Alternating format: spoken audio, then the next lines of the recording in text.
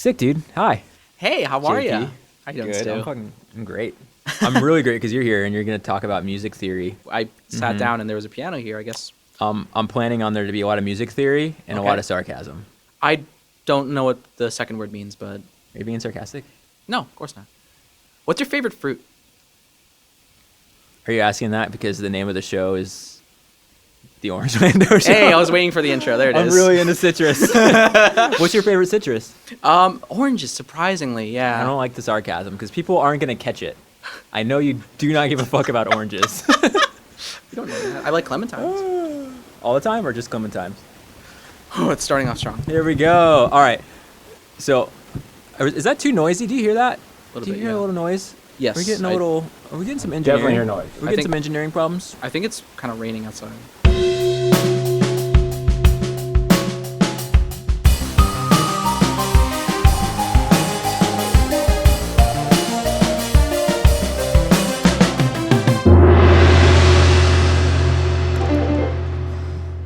Oh, okay.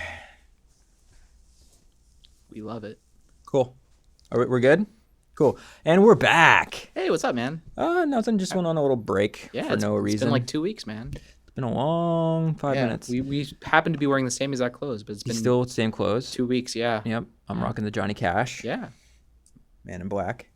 Dude, almost, we were just, it's so funny. I think 2 weeks ago we were talking about how we just really wanted to play in a prison. Inside of a prison, like Yeah. a show. Yeah.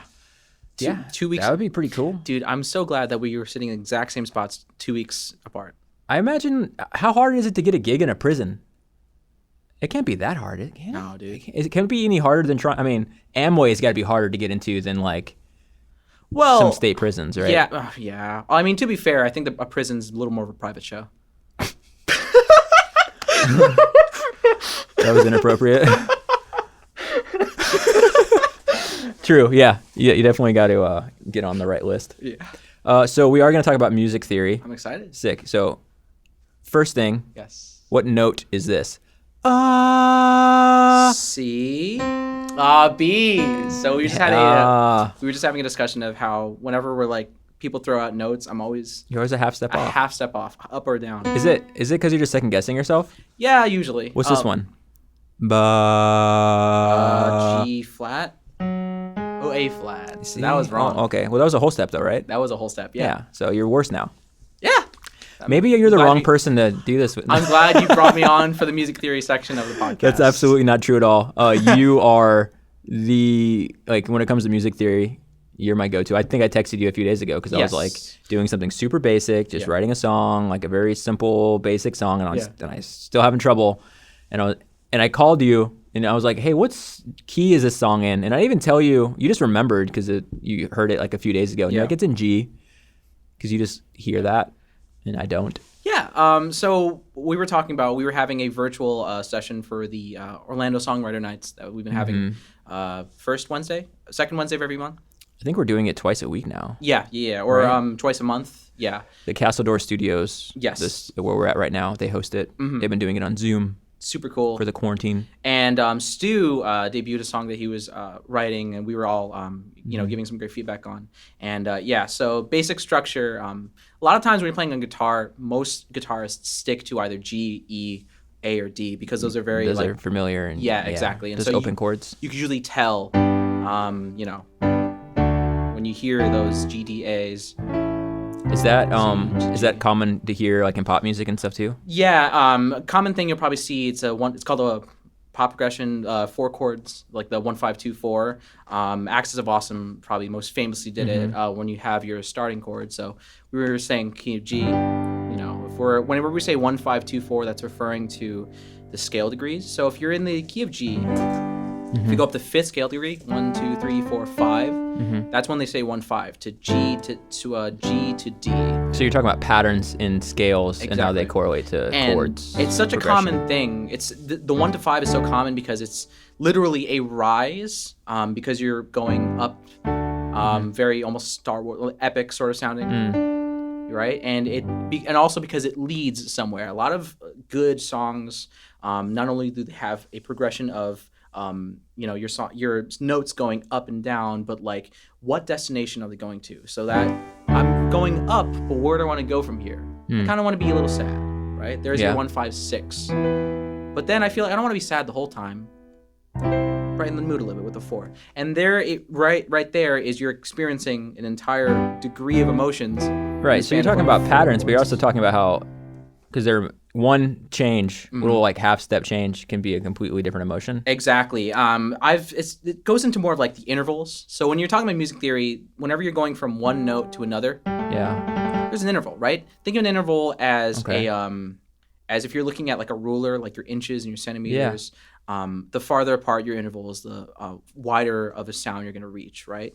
Comparing these two notes to really close together, right? To something a little more farther apart, now it's a little more wide, and we can extend to the same note at some point. That's your octave there.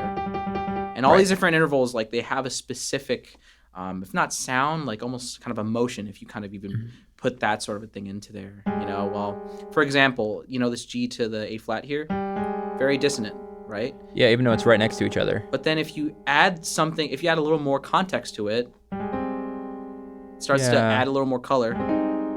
And you add bass.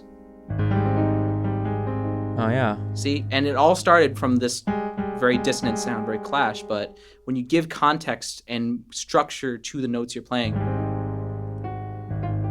you can really color things up and make things sound a lot more beautiful. And like, I guess Western music, I guess mainly is what we're talking about.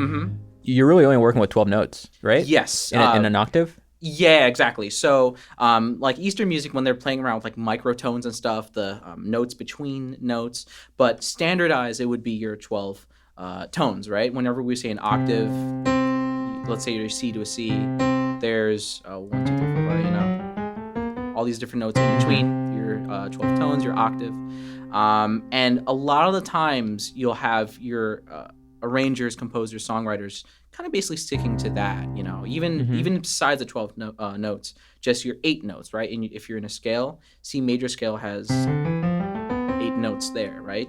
The 8, 1 and 8 being your octaves and everything in between. And a lot of times they're not really going to stray away from those little, half step intervals, your accidentals, right? Your C sharps, your F sharps, but they add color, right? And I've seen it was really funny.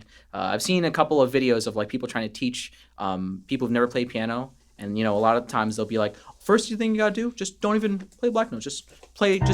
Everything sounds good there. Just don't play the black ones. And oh yeah, because the C scale is all white keys. Exactly. And so that, but I feel like that's you're just leaving out 1, 2, 3, 4, 5 notes that add color, right, and texture. Maybe if.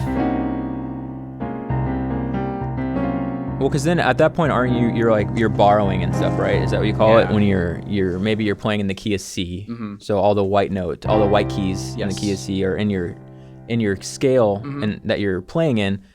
But if you want to use a black key, what's happening when you jump out of the scale? Sure. So let's say again we're sticking in the key of C, and C has no flats or sharps. Exactly. When we're saying C, D, E, F, G, A, B, C. There's no accidentals, no flats or sharps in there. But let's say I wanted to. Key example would be if you look at the Beatles, Hey Jude. Yeah. Let's say they go from, they're going to a B flat. And a B flat is not obviously in the C major scale. They're borrowing from somewhere, right? Because once from here, they go to an F. Back to a C. So again, it's all about the context? Yeah, so what they're doing is they're going to that F major chord there, and in the key of F, there's 1 flat, right? Okay. And so all that's happening here is I'm going from a key that has no flats or sharps to a key that has 1 flat, right? So I'm just jumping. Oh, okay, so just because it's a small, like if you were going to something to a key that had like all flats, that would be really hard to do. Exactly. It's more of a stretch. There's a thing called the circle of fifths and circle of fourths, and that kind of shows that how the farther you go, for example, if I'm in C, no flats or sharps, I could jump to F, which has 1 flat, B flat, right? Okay. And if I keep going there, I can go from F to B flat, which has 2, B flat and E flat.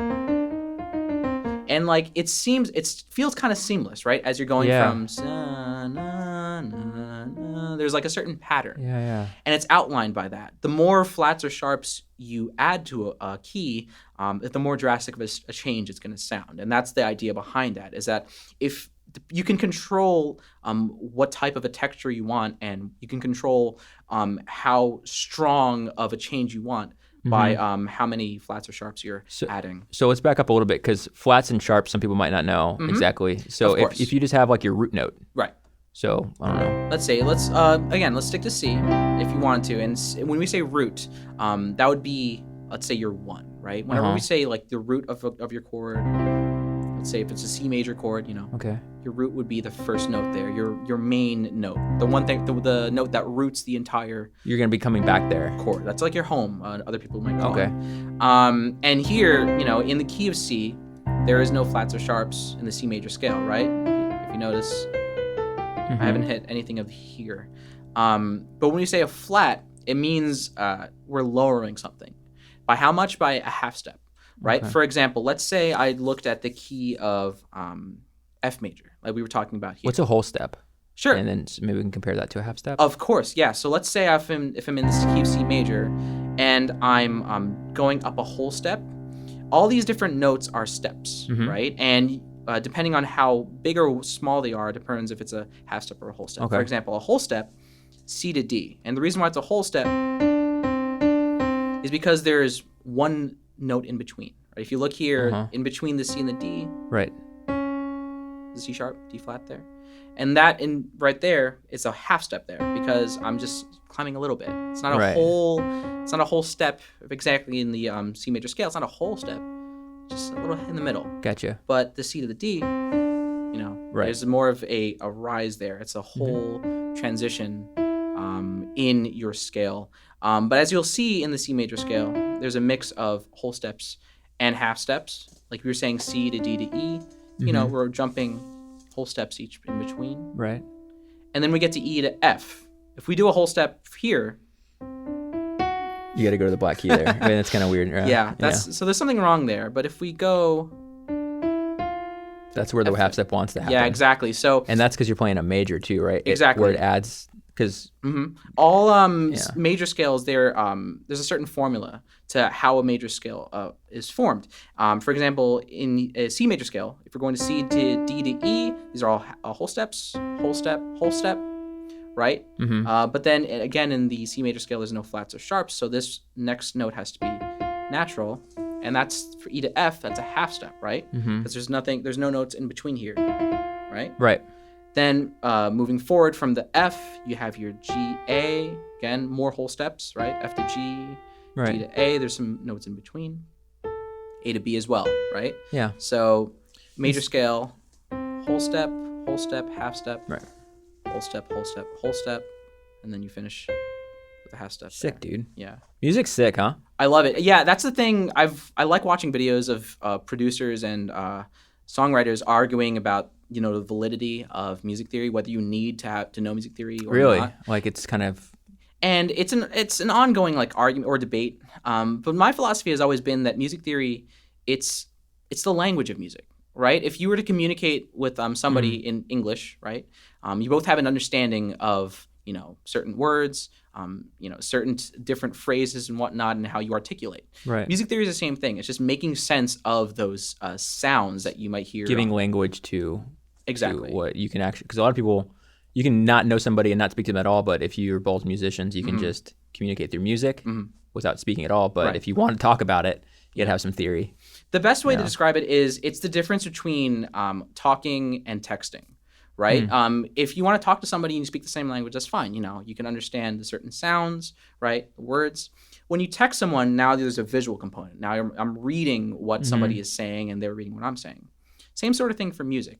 When we're playing music in a jam session, you hear each other, right? Right. But if I'm on the other side of the world, I can't hear you.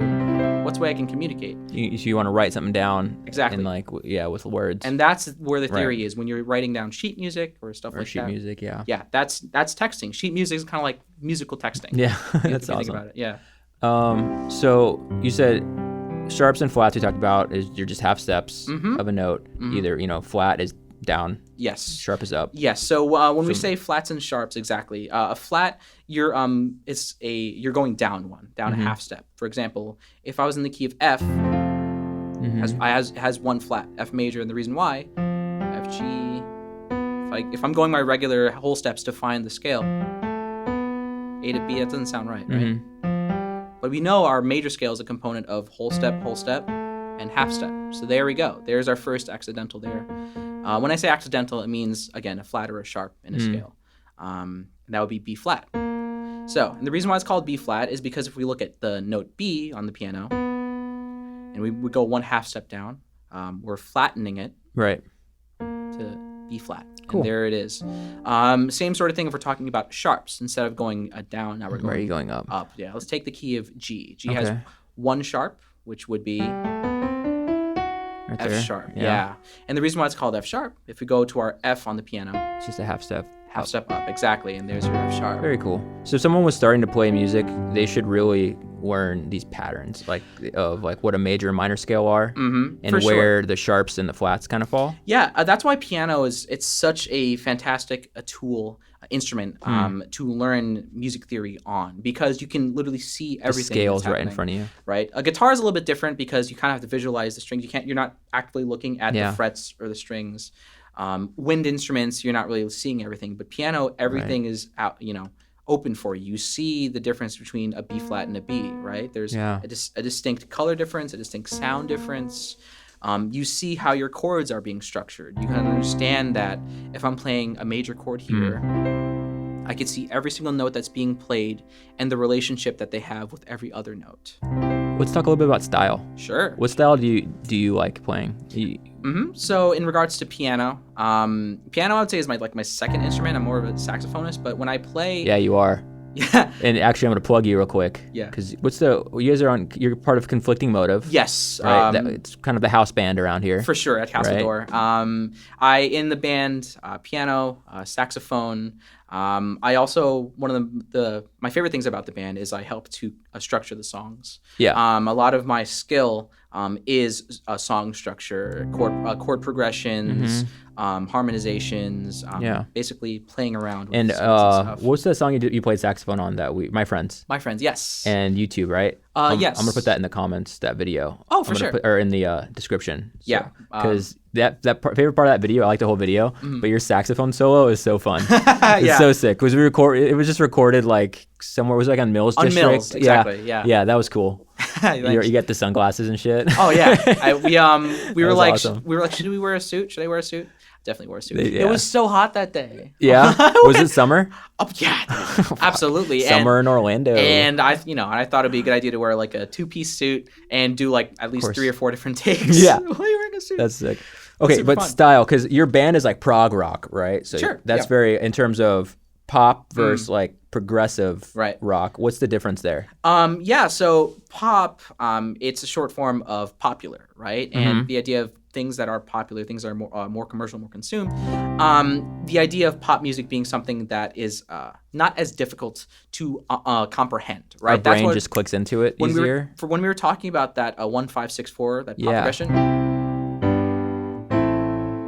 you probably have thought of dozens of songs that have had that same sort of progression. If not that exact same, maybe a different key. Maybe you move the notes around, but it's that same thing. It's very popularized, pop chord. On the other side of the spectrum, if we're talking about more obscure things, perhaps progressive, as you were mentioning, progressive rock, prog metal, things that incorporate different other elements that maybe aren't as easy to understand, right? If you look at bands like Coheed and Cambria, I think we were talking about I think one people definitely will know is Rush. Rush, of course. When I think prog rock, I think that they're the grandfathers of prog. Oh yeah, definitely. And if you listen to their songs, they're really complex. Like YYZ, one of their instrumentals off of Moving Pictures.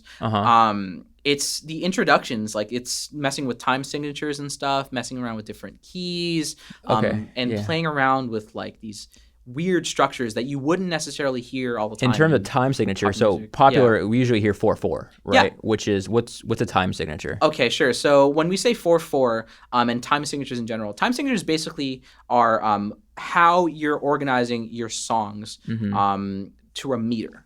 to like a rhythm, right? Exactly. So if we're playing in a 4/4, it's four. Yeah. So for visualizing what a time signature is, there's a number. When you say 4/4, there's a 4 on top of a 4. Right. And they mean specific things, right? So for example, the note on top, the first 4, it basically means how many beats per measure, right? When we're outlining our songs, there's 4 beats in our measure. 2, 3, 4, 1, 2, right? 3, 4. And the bottom 4 on 4/4, it means what kind of note gets 1 beat. So in this case, if a quarter note, right? 1/4, that means that a quarter note gets 1 beat. So whenever we say 4/4, there's 4 beats in the measure, and each beat is worth 1 quarter note, right? So that's why 1, 2, 3, 4, 1, 2, 3, 4, 1, 2, 3. I don't know. Maybe I always thought of it as like 4 measures. So that's something a little different, right? Because your measures, if we're looking at our 4/4 as like our time signature, that's outlining what's happening in a measure, right? And now you can stretch that out to as many measures as you want. But you have that key distinction is that chord time signature, that 4/4. It's what's happening in each measure. So in that case, we're talking about quarter notes. Yeah, exactly. So there might be more than just quarter notes. There might be 8th notes, 16th notes, when you break them down. Right. Okay. But your measure, each one, will be comprised of 4 quarter notes altogether, right? Gotcha. As your main beats. And then you can modulate them however you want, change up the rhythm, the feel, but it's around, that specific outline is the rest of the song. And so something that's like the next time signature up is like a 5/4? Sure. Would you say, is that like a... So for 5/4, so if we can change up however we want our time signatures. For example, if we're changing to a 5/4, our bottom note is still a 4. So it means, our quarter notes are still the ones that get 1 beat. But what's changing is the 5 now. So right. So instead of having 4 quarter notes, right? 1, 2, 3, 4, right? 1, 2, 3, 4, 1. Now there's gonna be 5 notes, 5 quarter notes in your measure. So 1, 2, 3, 4, 5. 1, 2, 3, 4, 5. 1, 2, 3, 4, 5. 1, 2, 3. There's a little more anticipation. Right. You can already tell that's not like something you're as used to hearing in popular music. Yeah, it's in jazz. Jazz, you hear that a lot? For sure. If you know the song Take 5 by the Dave Brubeck Quartet, probably the most famous example of 5/4. 4, 5, 1, 2, 3, 4, 5, 1, 2, 3, 4, 5, 1. And he was known for using a lot of different. Do you can you go from like play a 4/4 and then play a 5/4 right after it? Just see how it sounds? Yeah. Sure thing. So here you go. I'm going to do 4/4, then 5/4, then 4/4. You're going to go back and forth? Each time, each chord progression, right? Okay. So. Very familiar 4/4. Yeah, so 1, 2, 3, 4, 1, 2. This is all 4. 1, 2, 3, 4, 1, 2. This is going to be in 5. 1, 2, 3, 4, 5.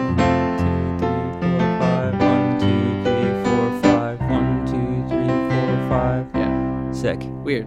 Yeah, weird. Yeah. But it works. Yeah, exactly. And that's again, it's something I like about music theory is that it's, even though it sounds weird, there's some sort of like logic happening. There's some sort of structure. It's patterns. Right? And then, the time signature is what really is binding all of that weird rhythm sounding together. They say that like music uses the same part of your brain as math, right? Yeah. So are you really good at math or what? It's funny. I loved math growing up in middle school, high school, college. I really liked math. And I always thought that I was more creative minded than I was logical and technical minded until I started to understand why I like music, and it is that sort of technical mathy sort of thing that I like. Gotcha. And so I think like a good mix of both is like really, really cool to have in music. You get 2 sides of your brain, right? For sure. Use them both. Or not, whatever you're into, don't use any of your brain. I don't care. That makes you happy. Exactly. Yeah. That might be beautiful if you don't have a brain. But that's the thing. I love, like, whenever we're having our songwriter workshops and people are talking about their songs, I always like to try and break down those their songs into different ways like this. And always look forward to your feedback because you're you're gonna go there and teach me something, even if it's not my song. I'm just hear you talking about other people's songs. One of our friends and friends of the studio, BJ, he always contributes during songwriter night, and I'm always geeking out over like his songs in particular because like he's going for these weird chord progressions. Sometimes he's playing around with time, but like he's it's always cool. every song he has, he's like trying to be innovative in some area. Whenever we're I feel he's always trying to try something new. Yeah. And whenever we're like playing music or together or whatever, and I'll notice that I'll laugh a lot more playing with you. And I've noticed that like whenever I am playing with other people, I laugh a lot because like whenever people think of like certain tics, like if you really laugh out of nowhere and no one knows why you're laughing. it's because it's good. Like if you hear me laughing, right, it means that like something's really really cool is happening and like I really enjoy it. And so it really gets you. Like especially if it's something that it's not common. Yeah. Because you're always usually when you actually showcase a song at Songwriter Night, it is something that's like I haven't heard before. You play something really dissonant that I know you really like finding things that like are kind of a stretch to work and making them work. I like to play around with time signatures for one thing in my songs. One of the songs I was doing, let's take F minor, and I believe I was doing the intro in 5.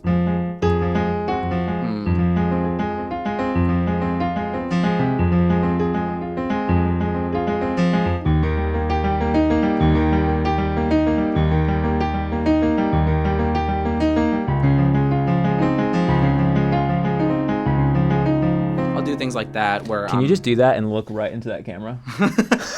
Just like gaze.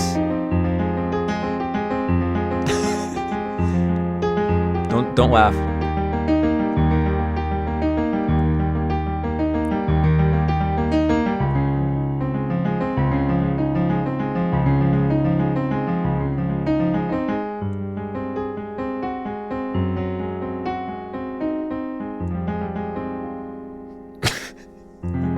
Yeah, that was impressive. Not the music part, the fact that you didn't laugh. Yeah. The music thing I've heard before. That was good. Usually you can't control your laughter, so that was nice. Yeah. You do have some control. I'm trying to be professional for your production. Yeah, I told you, it's sarcasm. That's not true. I was actually being serious that time. No, seriously sarcastic. Dude, man, we've already been talking for 30 minutes. Nice. I want to take a quick break. Of course. Jack, don't stop, and we're going to come back and you're going to serenade me and the audience. And now a few words about our sponsor.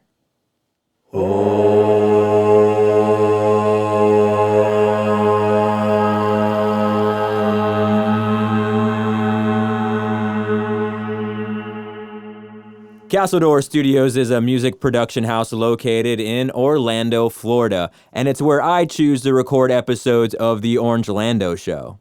The studio features a blend of vintage and modern equipment and can accommodate musical artists of any genre, voiceover recordings, and, of course, podcasts. They can help with anything audio related. Castledor Studios offers free tours. Come check out their amazing facility for free. There's nothing to lose. They also offer free open house events like their monthly songwriter night where artists share and critique each other's work. It's free, people. Every session you book with Castledor Studios will be professional, private, and inspiring. If you have a creative idea, take action now and contact Castledor Studios at castledorstudios.com. Use reference code OrangeLando to receive a 10% discount on your first booking. All right, back to the show.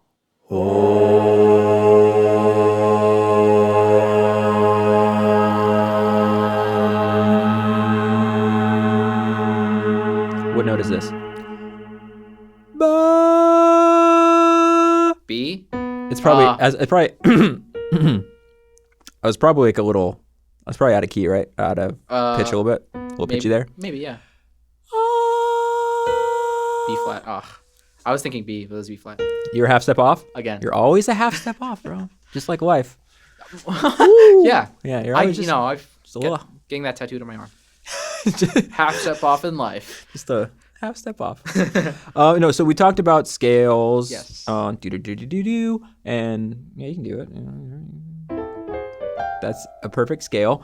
And we talked about steps, sharps, flats, half steps, full steps. Whole steps to to half steps. Yeah, and we talked a little bit about time signature. But we haven't really talked about how you incorporate chords and melody. And of course. So what's happening when you play a chord? What is a chord? Gotcha. So a chord is any combination of notes, right? If we're talking about if notes are all these different little keys on your piano, the chord is a bunch of them played together. So commonly, you'll have 3 notes in your chord. The technical term of that would be called a triad, 3 notes, right? And whenever we say C major, I'm saying that would be the C major chord. And what is it in that? So we were talking before, you mentioned a root, right? Yeah. So the root would be where your home is. The root of your chord, in this case, it would be your C. It's the 1. Your 1, exactly. Is it always the 1? For your root, usually yes.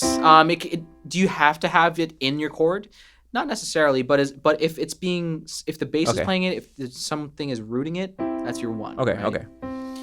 The next note in your triad, if you're talking about your 3 notes, would be this one. How are they related? Well, in the C major scale, your E, that's the 3rd note, right? And your chord, that in this case, it would be your 3rd. Because the reason why it's called your 3rd, again, it's the 3rd note. It's the 3rd note in the scale. Exactly. Right? And you have 8 notes in the octave that you can play. For sure. Right. Yes. And so in this case, the 3rd note. 3rd one. And if you'll notice here, if comparing, let's say, this chord to this chord, there's a little bit of a mood change. Major, right? minor. Exactly. Right. Exactly. So here, when we say C major, that Super E there, happy. very happy. Commonly major chords. Yeah. Very happy chords, and it's a major 3rd because it's in the major scale. Cool. Minor, a little sadder. We're talking about a half step of difference here. Exactly.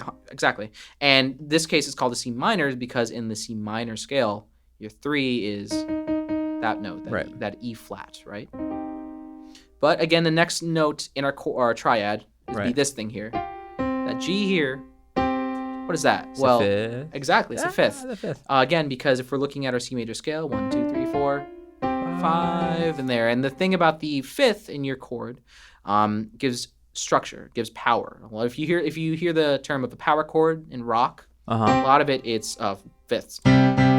Right, there is no major or minor assignment to a power chord. Exactly. Right, that's kind of why, like, as a guitarist, they're kind of fun to play. Yeah. Because you can't really make a mistake. Or anyways, for me in guitar, I know it's like I get to hold down like 2 notes pretty much, and I got a power chord. And you have these 3 notes here. Your 1, your 3, your 5. Here's your triad. In this case, your C major chord. Right. Right. You could have, of course, different types of chords, as we were talking about. You could have minor chords. You could get a little more weird. You could have things called augmented chords. Ooh, I like getting weird. Yeah, you could have things like diminished chords. Right, and these are all these are just different ways that you're organizing these notes. Okay. Right? And you can go all up and down the scale. So you don't always have to have a 1, 3, and a 5? No, you don't have to. For example, let's say I'm doing something like this.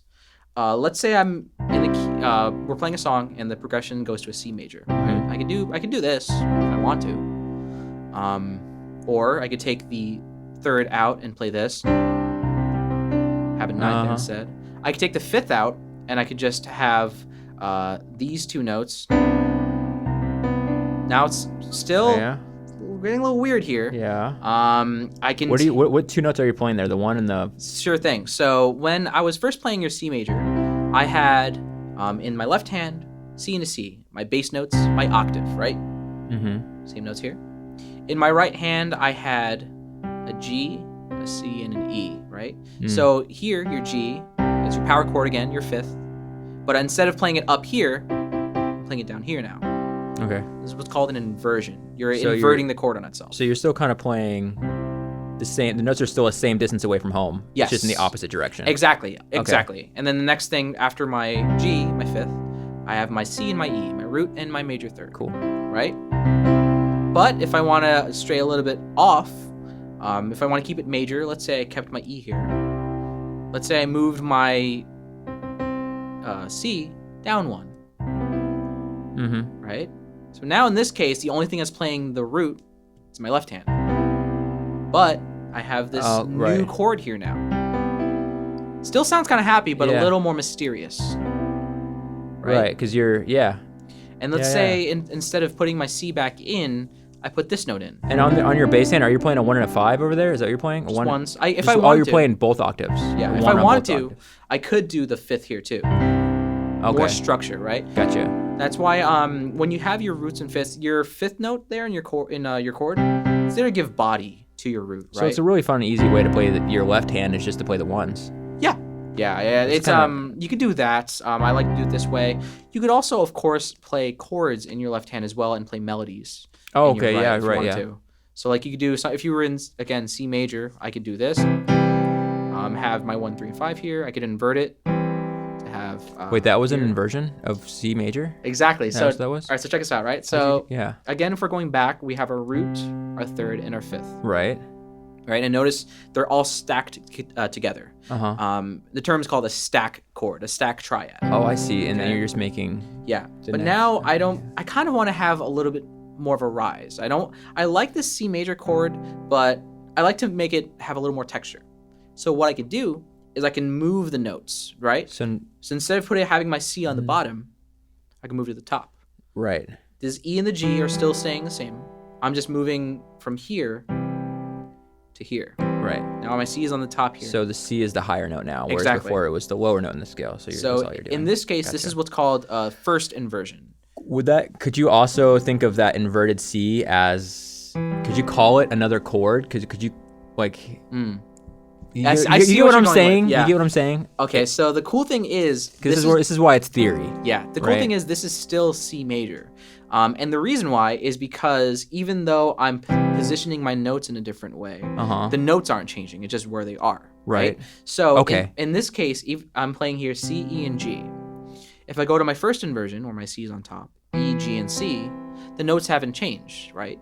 I still have an E, I still have a G, so a C. And that's always going to be a C chord. Exactly. It's always going to be C major. Those 3 notes are always going to be a C major. Exactly. Yeah. Same thing if I went another step. Let's say I wanted to move my E up, right? So now I have a G, a C, and an E. Still C major. It's just that now I'm orienting my notes a little differently. I have my fifth, my G on the bottom. Then my root is here in the middle. And my third on top. Gotcha. All right? All still C major. Okay. All so C what's major. it called when you have a is it like poly something when there's 5? Okay. When there's 5. So you can have multiple types of chords playing together. You can have a chords with more than just 3 notes, right? So let's go back to our example before. Let's say I was playing my root notes in my left hand, right? Yeah. C, C.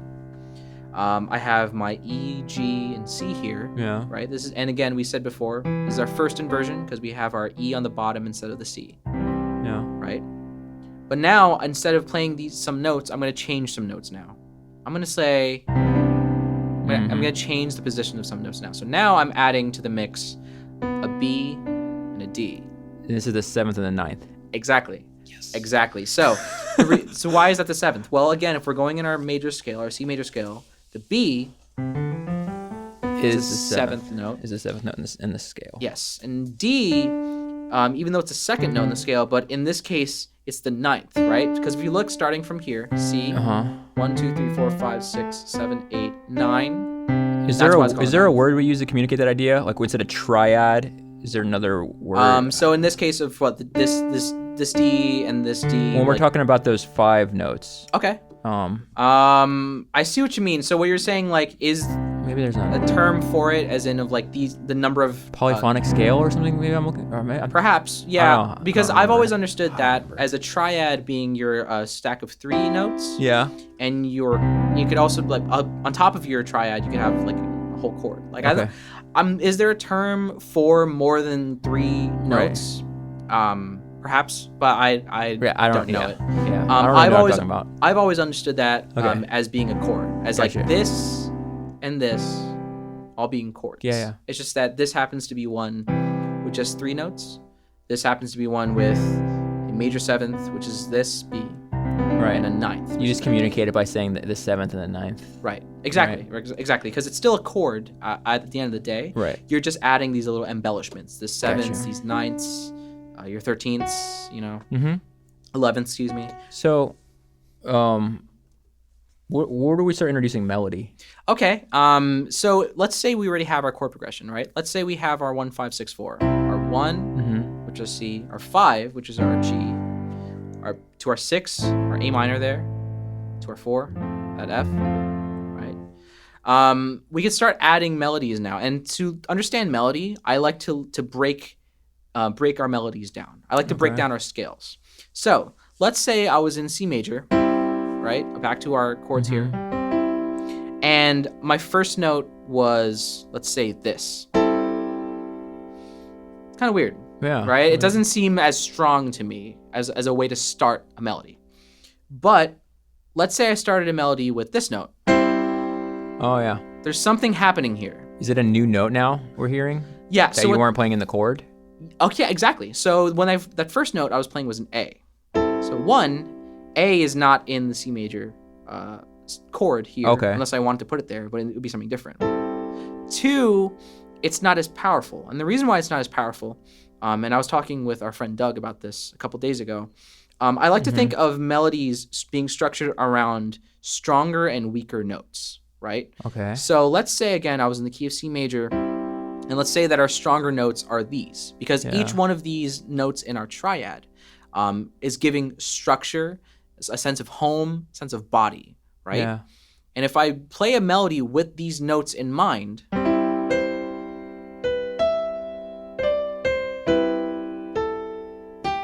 if I'm going to and leaving these specific notes, there's like some sort of structure to it.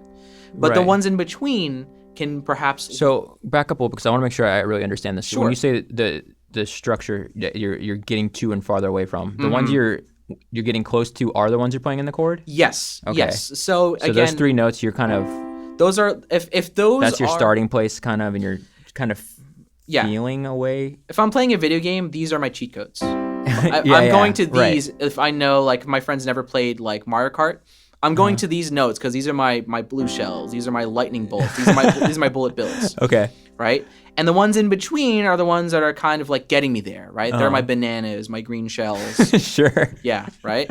Yeah. But the idea is that these 3 notes in particular, your 1, your 3, and your 5, give familiarity. So body. And the things in between lead you to there, right? So if I took a simple melody, let's say something like this. Yeah, so there's something happening.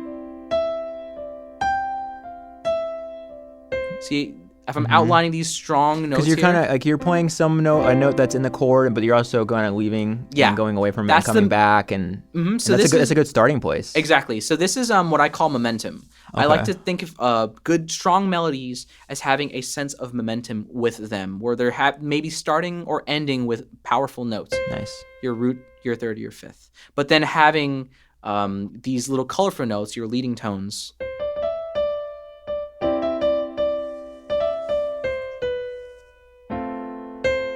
You know, as a way to get there.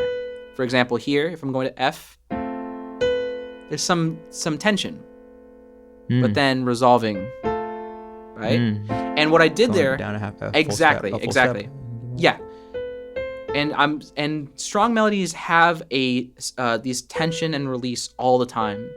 Oh, that's a good way to think about it. Tension and release. Yeah. I'm going here to the third. Again, I'm still one of my stronger notes.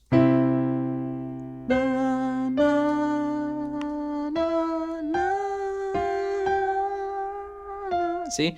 Again, I'm going here to my 9th, G, and I'm delaying when I go to the F to resolve, right? All this whole time when we're structuring this melody, I'm trying to give the audience a sense of release and sense of tension by like extending or shortening when I'm going to these strong notes. So that's why if somebody's trying to start structuring a melody, and this is something that I've struggled with.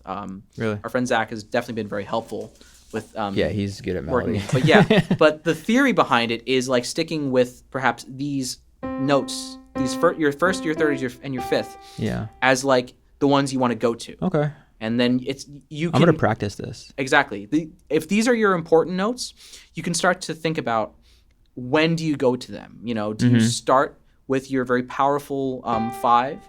Do you end with a mysterious third?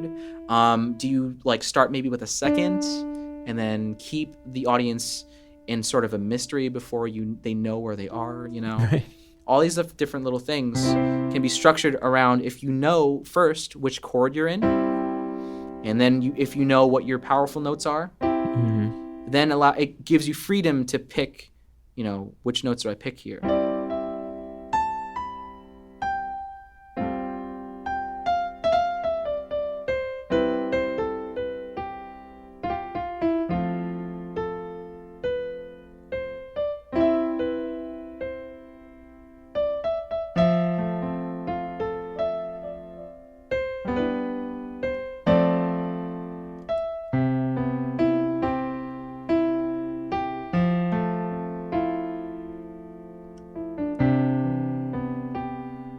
That's pretty. So right now you're playing in free time. Basically, yeah. Right? So what happens when we introduce tempo? Okay. So if I were to just be sitting at a piano and be like, if I didn't really know, if I didn't have any sort of structure to playing, something that could get me to have a structure is tempo.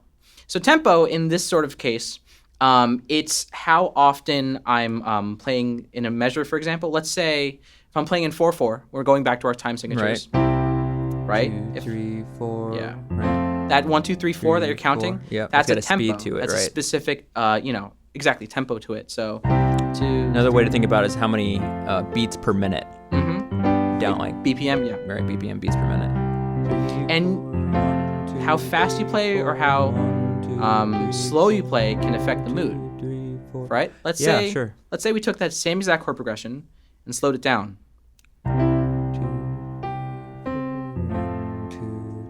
Right? Different feeling? Or conversely, we can speed it up. Ready? 2, 3, 4.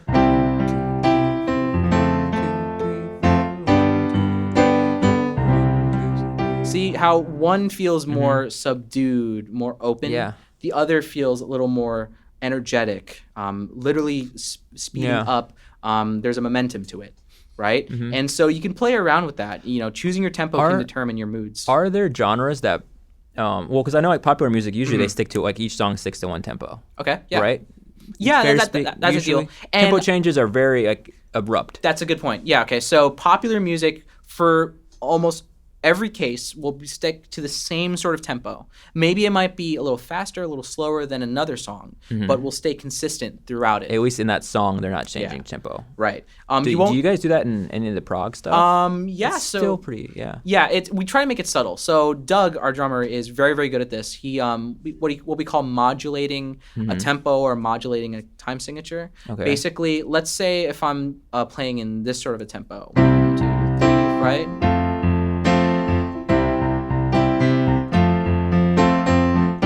So all that's happening here is I'm changing something, right? I'm changing the feel, right? Yeah. But it doesn't feel like I'm slowing down, really. Right, yeah, exactly. So it's what's called a modulation. Okay. And we do a lot of stuff like that where we're kind of messing with... Are you messing with time signature more than tempo? Exactly. We're messing with a time signature. A better way to change the, I guess more the energy without being so abrupt. Right. Is to go with a time signature change. Right. Rather than a tempo change. Because if you change the tempo, that's something that is very jarring. Like you can kind of feel when a tempo of a song changes. Right. But when you're modulating the time signature, the tempo comes with it, but now it's a feeling. It's a distinct feeling of I'm going from one place to another place.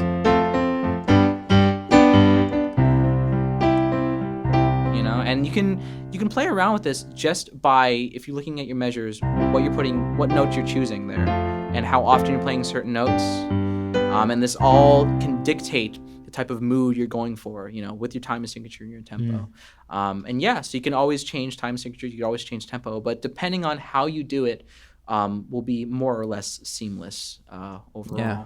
And this is the type of stuff that I really like to focus on in regards to song structure, because what we're doing is we're really breaking down like the core components of a song, right? We're talking about the tempo, how fast or slow a song is. Yeah. We're talking about the key, right? Like if it's a major key or a minor key. The chord progression, do we go to the 1 to the 5, or do we go to the 1 to the 4? Right? Yeah. Melody, like which notes are we choosing? This is like songwriter 101 right here. Yeah. Like and those are decisions you're making when you're writing a song at the very beginning and all the way through. And that's not even talking about lyrics yet, right? Which is, of course, a different thing. But all of these little components are really what makes up your average song, right? And it's up to the songwriter, it's up to the composer to what they want to do with those little pieces and to make their own song. I want to hear some more of your time signature differences. Sure. I think it's fascinating, especially for maybe people who are only, they're used to hearing the 4/4. It's so ingrained in us on the radio. It's really fun to hear something fresh and to understand what's happening. Sure thing. So I'll go to a time signature that our band really likes, and that's 7. 7, so, just one number? Well, we say 7. We keep talking about 7/8, 7/4. Oh, okay, I see. When you're talking to like a musician, whenever they say, "Let's do a song in 5," "Let's do a song in 9," "Let's do a song in 4," Gotcha.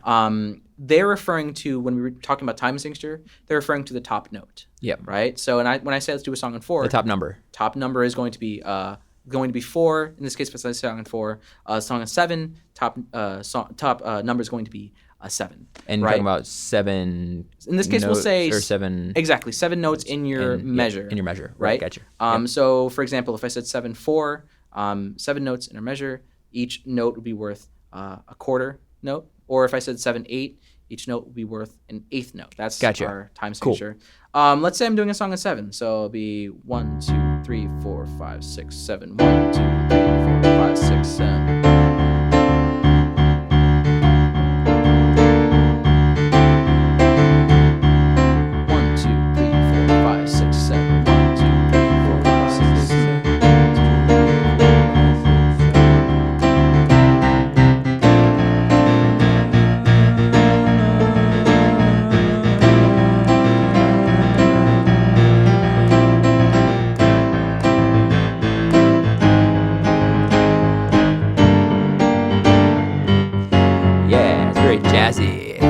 So we like to do 7 because that's cool. There's a lot of energy. Yeah, anticipation. That's the word I was going to say. That's kind of what I was looking for. It doesn't feel, it kind of keeps you on the edge. You're like constantly like you're. It doesn't feel complete, right? Right. Like you're not really. Because what you want to hear maybe is this. It kind of makes sense. Makes me want to go to war or something, Yeah. Or like it has a lot of energy. Maybe it's, I don't know if there's other things happening that is giving it that energy. Right. Too, so like the tempo and stuff. We can break it down. Yeah. So the tempo there, the choice I'm going for around this tempo, there's sort of a drive there, right? Yeah. And the chord progression in particular is I'm going starting in D minor. And so notice here, when I just changed chords, I didn't change my left hand. I didn't change the bass you're still notes. playing those same notes. This is something I like to do a lot. 1, because I'm a lazy piano player. But 2, it makes chords sound more interesting. Because now there's some sort of structure now. I'm giving the audience something to rely on. Like even whatever's happening in the right hand. Right, you can still... The left hand is still constant, right? It's a static sort of bass line. But then here in the right hand, I'm going from D minor to C major. So in this case, it'd be 1 to your 7, right? So minor to the major. Then in the key of D minor, B would be flat. Okay, so again, all I'm doing here 1, 7, 6. But it sounds weird because 1, I'm keeping a constant bass line. And it's in 7. So it feels like I'm not completing the thought because I keep on jumping instead of waiting to that 8th beat, And then here I'm going to B flat major 7. Good rise with a and then your choice of using like majors and minor chords is also giving us an emotion. Yes, exactly. So you're mixing those together. Yeah, and it's up to the songwriter's decision. You're really going by feel there. Like, does it feel like a good minor there choice, or should it be a major there? So I like to go to the B flat there, because one, it feels like there's momentum again. There's a direction, especially if you listen to the bass note. What I was doing in the bass was this, right? So when we're talking about melody, now we're kind of incorporating a melodic thing in the left hand because I'm giving a destination for this D root note and stepping down, and now we have a new home, or B flat, like a different destination here. And in the right hand, I'm not even playing the B flat in my right hand. I have an A, a C. Again, we were talking about before, your major 7 and your 9. Yep. I'm putting them right. I'm putting the root in between, but I'm not playing it. Okay. And then right. So you're still not far away from the root, even though you're playing a 7 and a 9, which could be way down the other end if you wanted. What's basically happening is if B flat is like somebody you're talking crap about at a party, and A and C are having a conversation, they're right there. Right. Like and they know you're talking about them. Yeah. But they're just not a part of the conversation. But yeah, they're just there for ambiance. Exactly. And then I have the 9 is actually only a half in a major scale, right? Is only a half step away from your home there. Then. In this case, it would be a whole. It is a whole step. Yeah, because if we're looking again, B flat major here, the 9th in this case would be your C, and it's a whole step away. Okay. Right, and then the half step would be our major 7, right? Because look how close your major 7 is. To the root. It's right there. Gotcha. Right? And there is some tension here, but when I release the B flat and I don't play it, now it sounds more open because I'm outlining that B flat in the left hand with more body like that. What's another song where you guys change tempo, or not tempo, time signatures in? If you guys do something with 9 or something, don't you? If you listen to the song Silicon Dreams off of our Lunar EP, we start in, I believe it's 4 or 6, but then at a certain point after the bridge, we go into 5. So if we're beginning of the song is 6 actually. Yeah, I know this song. Yeah, and then the bridge goes to E minor, I believe, and it's in 5.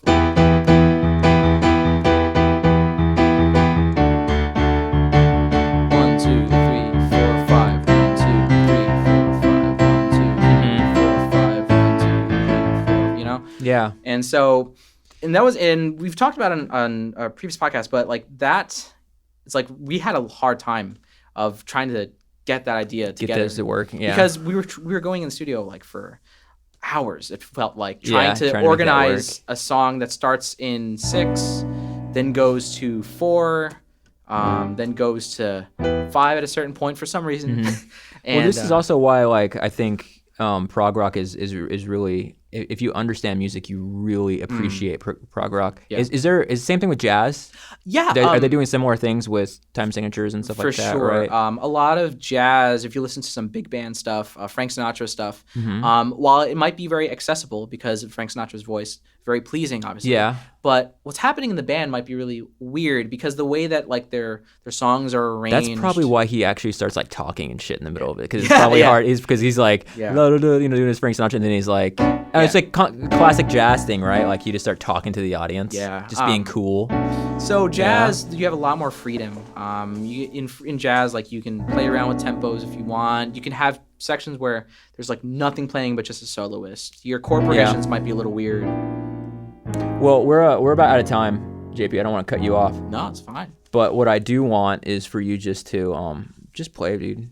Yeah. Just fucking jam. For sure. Oh, and do me a favor. Think about oranges. Okay. You don't have to say anything, but just I want that to feed your emotion. I want to know how you feel about oranges. The Orangelander Show.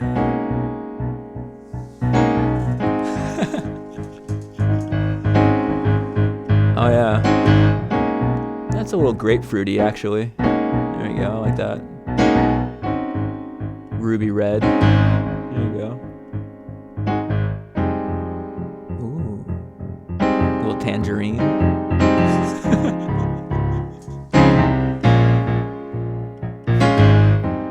Yeah. You're making me feel cool, man. Just talking about. I can almost smell an orange.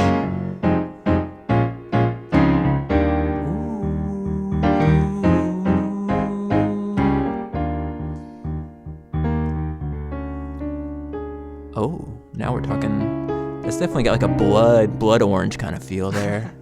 Oh yeah. So that's how I feel about oranges. Well, think it's about time, about Clementine, to end this podcast. Thanks a lot, JP. I'm definitely not gonna have you back on. You're POS. Thank you so much for having me on, man. All right, man. Yeah, I appreciate it, man. You're the shit. I'm really glad to have you as a friend, so I can steal your genius. Oh, I thought you were gonna say something else. I'm not gonna give you any credit for anything you ever helped me with. Awesome. Thanks for making money off me. All right, guys. Thanks for listening. JP, we're going to put some links and stuff in the description so people can find you. Dude, what are you like? How old are you? Like 16? 17. I just turned 17 the other No, you're in your early 20s, and you're a fucking prodigy. Yeah. And people should know. And I think you guys have an album coming out. You guys are in the recording things right now. Yes, but Conflicting Motive. We have been recording in Casa d'Or for past couple months. Yeah. I mean, with the whole world ending and stuff. And you guys already have stuff out there. Your next album though is going to be like really sick because I've already heard some stuff off of it. Do you guys have a name for the album? I don't want. I'm not. If we do, I'm not going to say it. But we. It's a top secret. Yeah. All right. Cool. Yeah. Well, I think it's going to be called Oranges. Orange. Yes. Yeah. The Orange Lando album. Every single track is named after a specific. What's your favorite citrus? My favorite? Yeah. I don't really like citrus actually at all. All right, man.